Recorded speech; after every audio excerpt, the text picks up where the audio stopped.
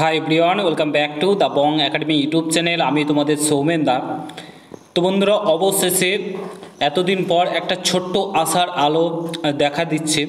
ঠিক আছে, তোমরা যারা যারা পুলিশের এক্সামের জন্য অপেক্ষা করছো, বিশেষ করে কারণ আমার চ্যানেলে বেশিরভাগ পুলিশ অ্যাসপিরেন্টই রয়েছে, তো তোমরা যারা যারা পুলিশের এক্সামের জন্য অপেক্ষা করছো যে পুলিশের এক্সামগুলো কবে হবে না হবে, ওবিসি কেস কবে মিটবে, তো এরই মধ্যে ছোট্ট একটা আশার আলো দেখা দিচ্ছে। ওবিসি কেসের নেক্সট হিয়ারিং ডেট অফিসিয়ালিভাবে পাওয়া গেল।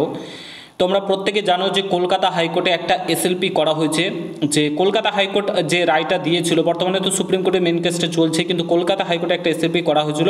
কারণ কলকাতা হাইকোর্ট যে 12 লক্ষ ওবিসি বাতিল করেছিল, সেই বাতিল মামলায় কোনো জায়গায় মেনশন করেনি যে এক্সাম নেওয়া যাবে না কিংবা নতুন নোটিফিকেশান প্রকাশিত করা যাবে না। ঠিক আছে, তো কোনো জায়গায় কিন্তু বলেনি কথাটা। তার সত্ত্বেও কিন্তু রাজ্য সরকার তোমার এক্সাম নিচ্ছে না, কোনো জায়গায় যেহেতু কলকাতা হাইকোর্ট বলেনি, তার সত্ত্বেও কোনো নোটিফিকেশান কিংবা এক্সাম নিচ্ছে না। 12 লক্ষ ওবিসি তিনি বাদ দিতে চান না, এবং তিনি একটা জাতিকে বাঁচানোর জন্য তিনি এক্সামগুলো সমস্ত কিছু 1.5 বছর ধরে আটকে রেখেছেন।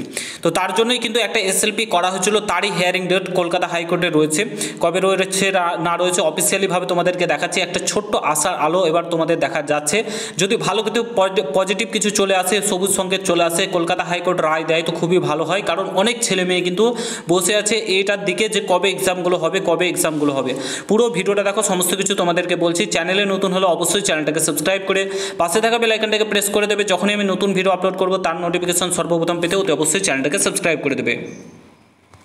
অফিসিয়ালি কলকাতা হাইকোর্টের তরফ থেকে, ঠিক আছে, এখানে দেখতে পাচ্ছ first floor main building division bench at 2 PM honourable justice Tapabrata Chakraborty এবং রাজশেখর মান্তা।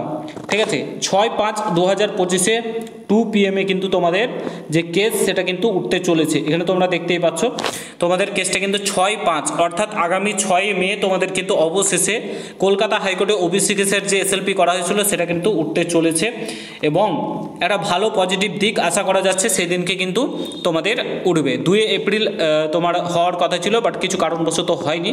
এবার কিন্তু তোমাদের 6 মে কেসটা উঠতে চলেছে। আশা করা যায় কোনো সবুজ সংকেত আসবে, তোমাদের এক্সামগুলো ভালোভাবে পজিটিভভাবে নেওয়া হবে এবং সুন্দরভাবে স্বচ্ছতার সঙ্গে নিয়োগ করা হবে। বর্তমান যা পরিস্থিতি তাতে আশা করা যাচ্ছে স্বচ্ছতার সঙ্গে বা রাজ্য সরকার কিন্তু এক্সামগুলো নেবে। তো প্রিপারেশান শুরু করো, এটাই বলবো। আগামী 6 মে প্রত্যেকে প্রার্থনা করো ভগবানের কাছে যাতে একটা কোনো সবুজ সংকেত আসে আর এক্সামগুলো কন্ডাক্ট করায় রাজ্য সরকার, এই জঘন্যতম রাজ্য সরকার, নিম্নমানের রাজ্য সরকার, মানে যার কোনো নেই, যে শুধুমাত্র একটা জাতিকে ভোট ব্যাংকের জন্য ইউজ করার জন্য, শুধুমাত্র বাঁচানোর জন্য যে পজিশনেই হোক তাদেরকে ওবিসি কেসের আওতায় আনতে হবে, রিজার্ভেশনে অন্তর্ভুক্ত করতেই হবে। তার জন্য শুধুমাত্র 1.5 বছর ধরে সমস্ত কিছু রিকমেন্ডকে পেন্ডিং করে রেখেছে, নতুন নিয়োগ করছে না। ঠিক আছে, তো দেখা যাক কী হয়, সবুজ সংকেত আসে কি আসে না। প্রত্যেকে প্রিপারেশান চালাও, এটাই বলবো, থেমে থেকো না, কারণ আমাদের আর কিছু করার নেই, এটাই একমাত্র পথ খোলা রয়েছে, প্রিপারেশানটা চালিয়ে যাওয়া। তো আশা করি বুঝতে পারছো। ভিডিওটা আমি এখানে সমাপ্ত করছি। যদি ভালো লাগে প্রত্যেকের সঙ্গে শেয়ার করে, কোনো কিছু জানা থাকলে অবশ্যই জানাও। চ্যানেলে নতুন হলে সাবস্ক্রাইব করে যাও। দেখা হচ্ছে নতুন ভিডিওর সঙ্গে। ঘুরবে। জয় হিন্দ, বন্দে মাতরম।